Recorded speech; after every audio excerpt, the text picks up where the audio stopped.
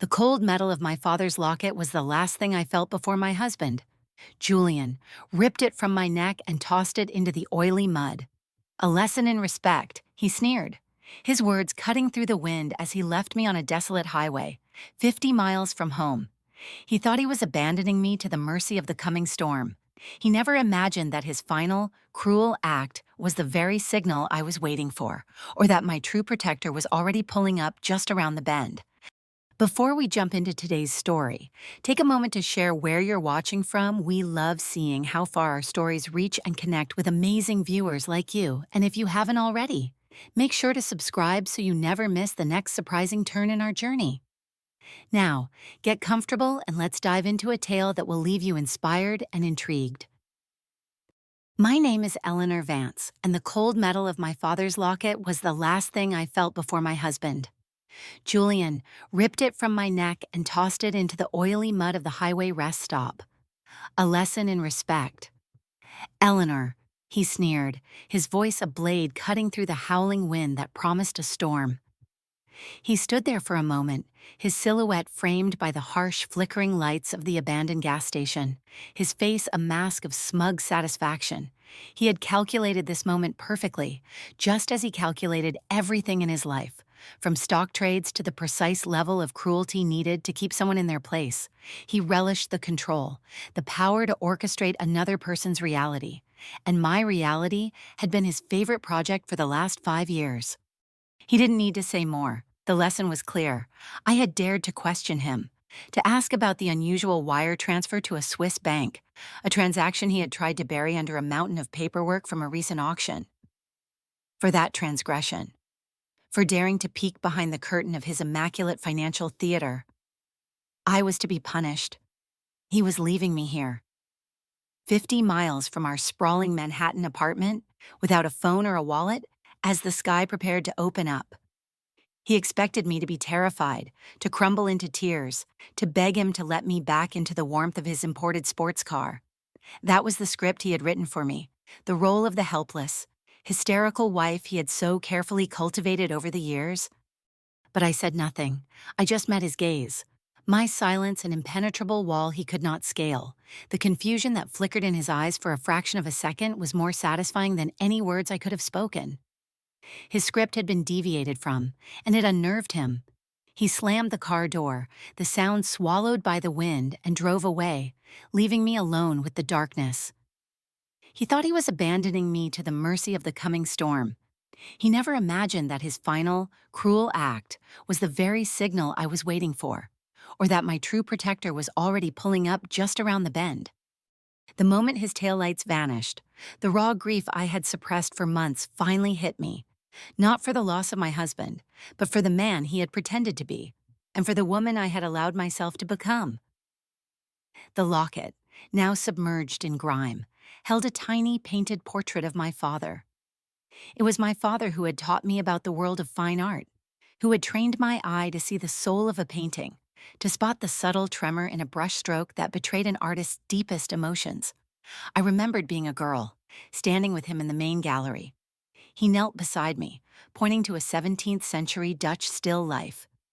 "Look closer, Ellie," he'd whispered. "See the way the light catches the dewdrop on that petal? The artist painted it as if it could roll off the canvas. But look at the reflection within the drop. It's distorted. It shows the room as it isn't. Art never lies. Eleanor, it just tells the truth in its own language. People, however, learn to lie in every language." He had built the Vance Foundation into a bastion of artistic integrity, a legacy I had foolishly, trustingly, handed over to Julian's care after my father's sudden passing. Julian had entered my life like a perfectly curated masterpiece. He was brilliant, charming, and seemed to understand the weight of my father's legacy. He spoke my father's language of art and passion, and in the suffocating fog of my grief, I clung to him. He made me feel safe, cherished, but slowly, subtly. He began to reframe my world. My expertise, once a source of pride, became charming but outdated.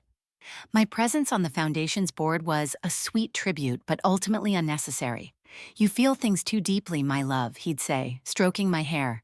The art world is a brutal business. Let me be your shield. You just need to be its beautiful face. I remember our first foundation dinner.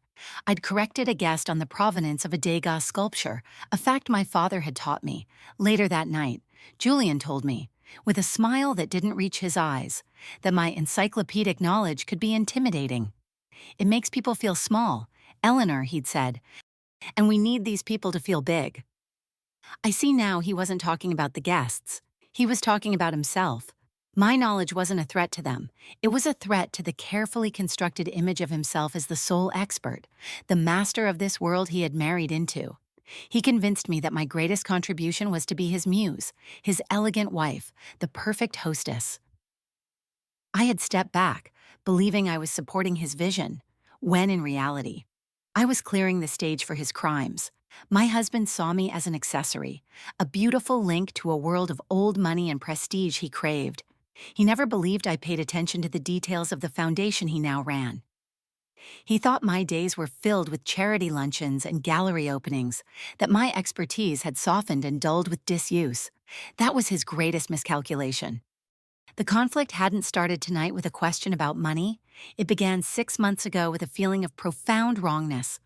I was standing in our private gallery, a sterile, climate-controlled room Julian had designed to showcase what he called our most personal pieces. I was looking at Sunset on the Rhine, my father's most treasured acquisition. It was a masterpiece I had known my entire life. Yet that day, I noticed something new. A minuscule fleck of cobalt blue near the riverbank, a shade the artist had famously never used, having run out of it during his exile. It was a detail only a handful of scholars and I would ever know. My father had told me the story 100 times, a tale of artistic constraint breeding genius. To anyone else, it would have been nothing, but to me, it was a glaring siren, a discordant note in a perfect symphony. My blood ran cold. For a week, I told myself I was imagining it, that grief was playing tricks on my eyes, but the feeling wouldn't leave. That tiny, incorrect detail was the beginning of unraveling Julian's grand deception.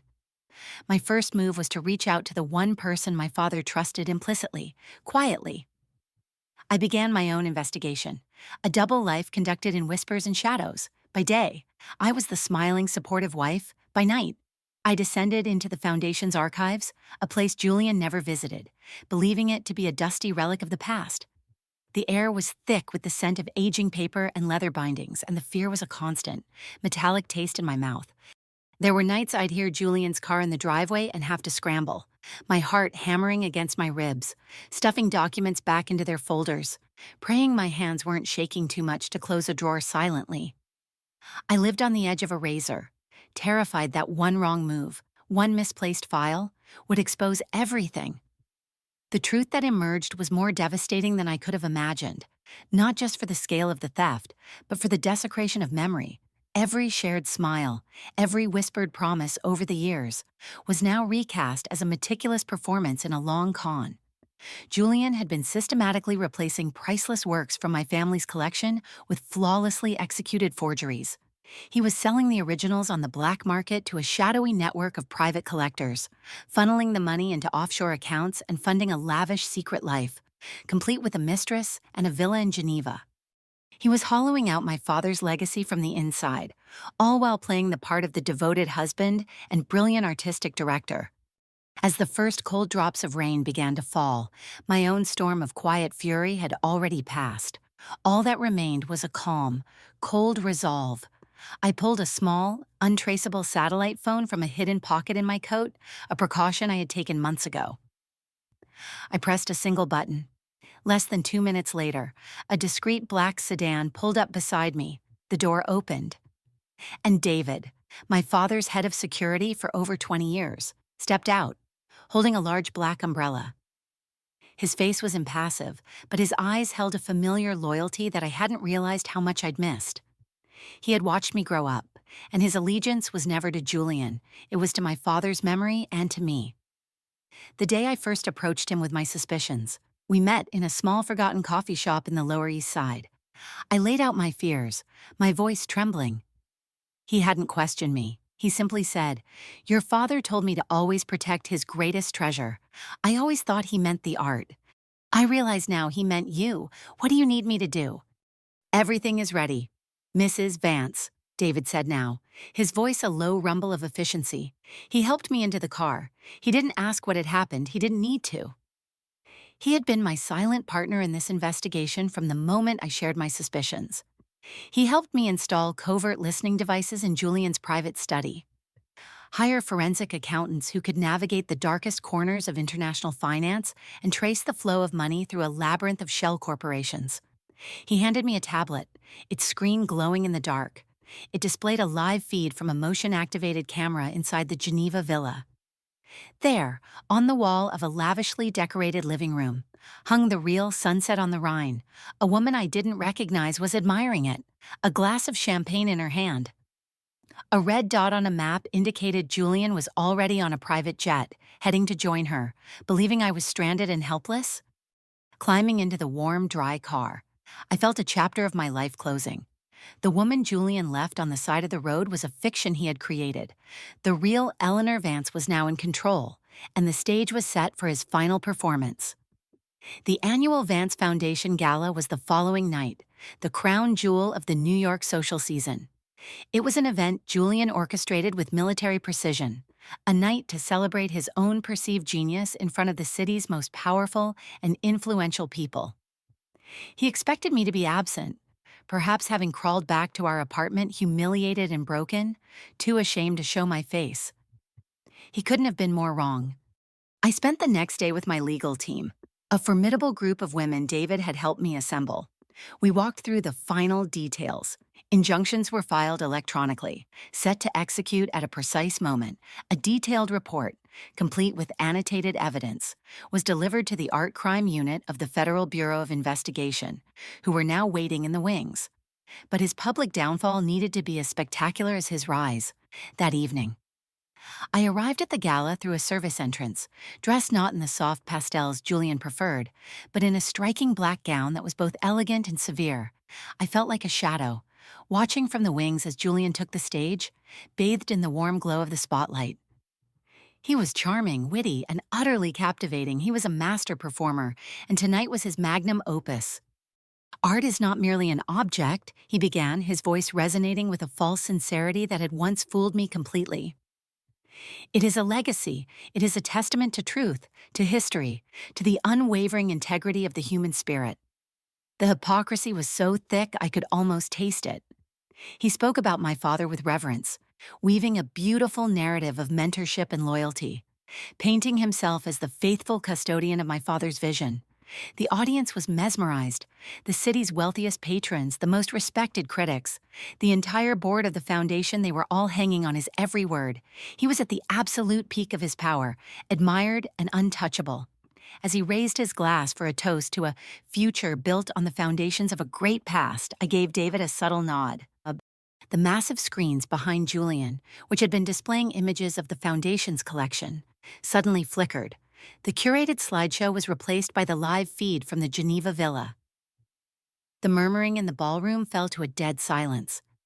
The image was crystal clear, my father's masterpiece hanging on a stranger's wall, with Julian's mistress now laughing as she admired a new diamond bracelet. Then, the feed switched to a series of images, bank statements from hidden accounts in the Cayman Islands, forged provenance documents with my father's signature expertly copied, emails negotiating the sale of stolen art under pseudonyms. It was a digital tapestry of his entire betrayal, laid bare for the world to see. I watched Julian's face. The charming smile faltered, then froze. The color drained from his cheeks as a wave of collective understanding washed over the crowd.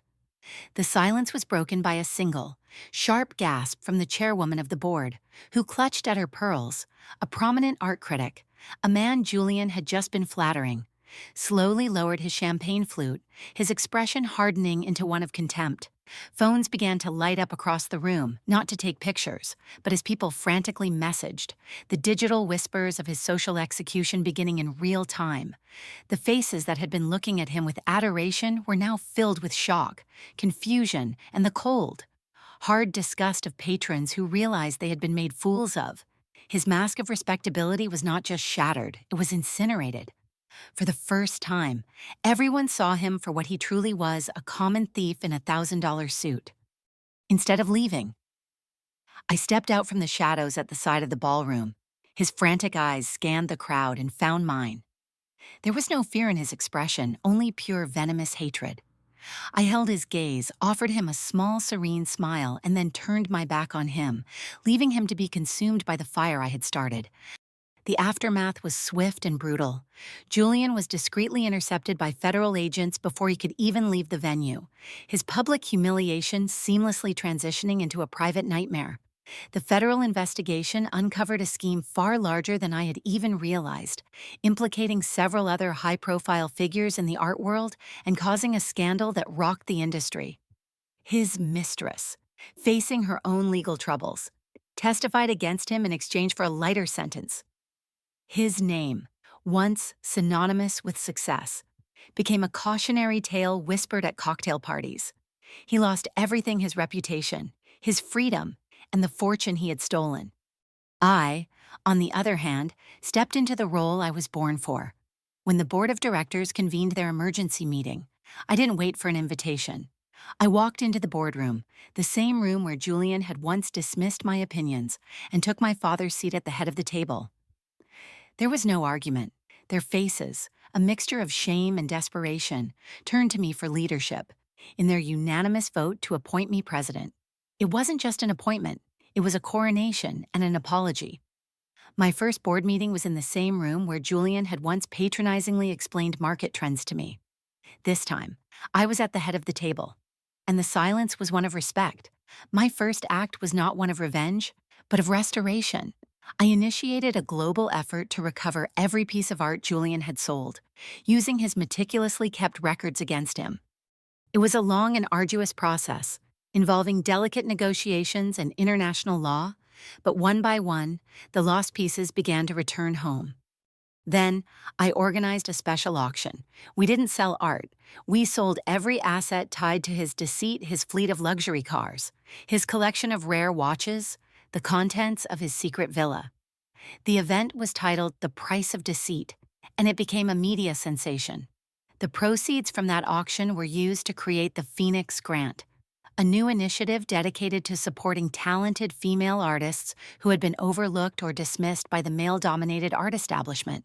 It was about forging a new legacy from the ashes of his greed, transforming the currency of his betrayal into the foundation of someone else's triumph. One of our first recipients was a young sculptor whose work Julian had once called unmarketable during a portfolio review. Her first solo show, funded by the grant, sold out in a single night. I stood at the back of the crowded gallery, watching her speak with tears in her eyes, and felt a sense of purpose that had been missing for years. Standing in my father's office one evening, looking out at the glittering New York skyline, I ran my hand over the worn leather of his chair, the scent of old books and turpentine faintly clinging to the air, a scent Julian had tried to erase with sterile air fresheners. David had recovered the locket from the mud and had it professionally restored. It was clean and bright again, the tiny portrait of my father inside seeming to look at me with pride. Julian had tried to teach me a lesson about submission and knowing my place, instead. He forced me to remember the lesson my father had taught me long ago, that true value is not something that can be bought or sold. It lies in integrity, in the legacy you build, and in the strength you find when you refuse to be diminished. He had intended to leave me powerless in a storm of his own making. He never imagined that my father's daughter would learn to command the rein.